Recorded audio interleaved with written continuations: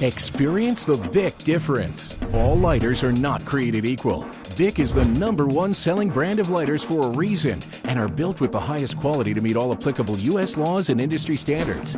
Plus, you get twice the lights versus the next leading brand. Be secure knowing every Bic lighter is 100% quality inspected with over 50 quality checks. So with Bic, you get quality and value with bold new designs. Bic Lighter, more than America's #1 selling lighter.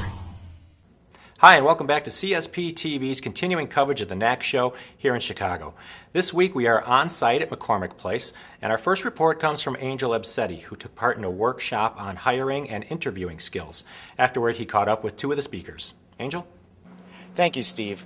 I'm here with Linda McKenna and Terry McKenna, a brother and sister team of convenience store coaches. And they've been talking to the retailers here about convenience store turnover and some of the things that they can do about this very significant problem within the industry. So Linda, tell me, what are some of the core reasons behind the high C-store turnover that people have been seeing? Well, one of the biggest reasons is, in fairness to the managers, they've not been given the proper skills on how to conduct an effective interview. They're focusing just on the person's previous experience, and they're hiring based on that just ability because they've had previous experience. They've not been given the skills and the right questions to ask that really identify if that individual will succeed in the store. And that's why we have the turnover, because we're hiring the wrong people. They can't handle the multitasking, or they can't handle the standing and all the requirements of working in a convenience store. So you have to be very specific, and managers haven't been given the skills on how to identify the right individual.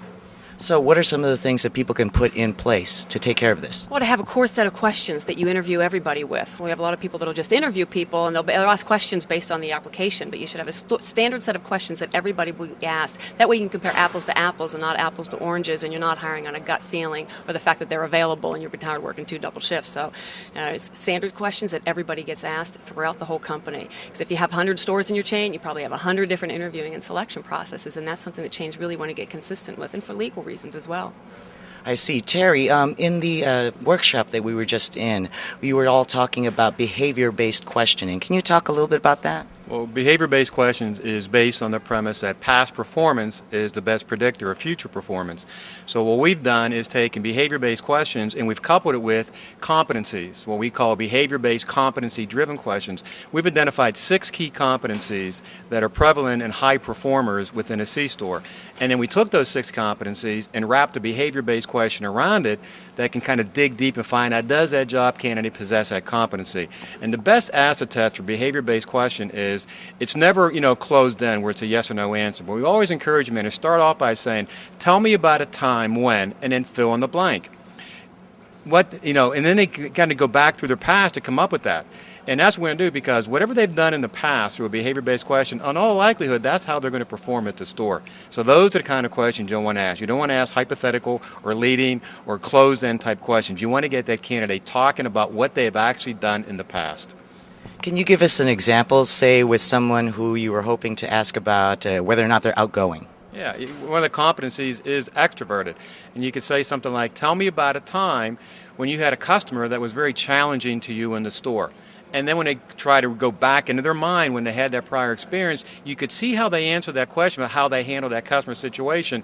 Were they extroverted? Were they friendly? Were they cordial to the customer? Or if they even answered like, I told that lady what to do, by God, and she'll never bring that issues up. Chances are, not an extrovert and not somebody you want to hire.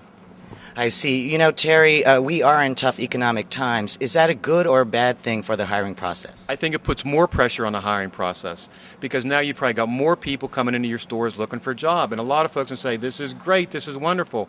Look at all these potential candidates I got. That's good, but if you don't have a very tight, systematic process in place, you're probably going to be hiring some people that you probably should have never hired, and then you're going to clean up that mess later.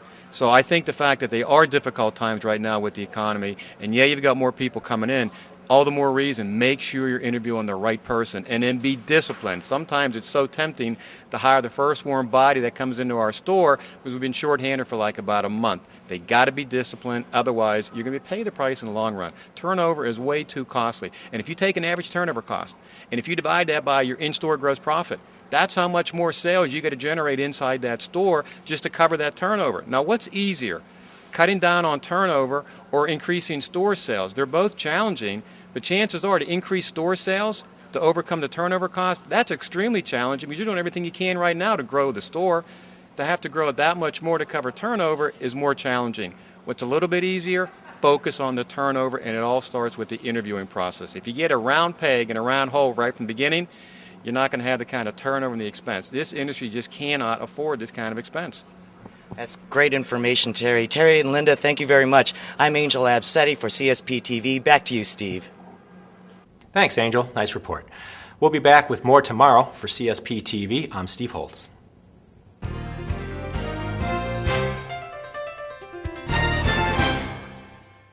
Experience the Bic difference. All lighters are not created equal. Bic is the #1 selling brand of lighters for a reason and are built with the highest quality to meet all applicable U.S. laws and industry standards.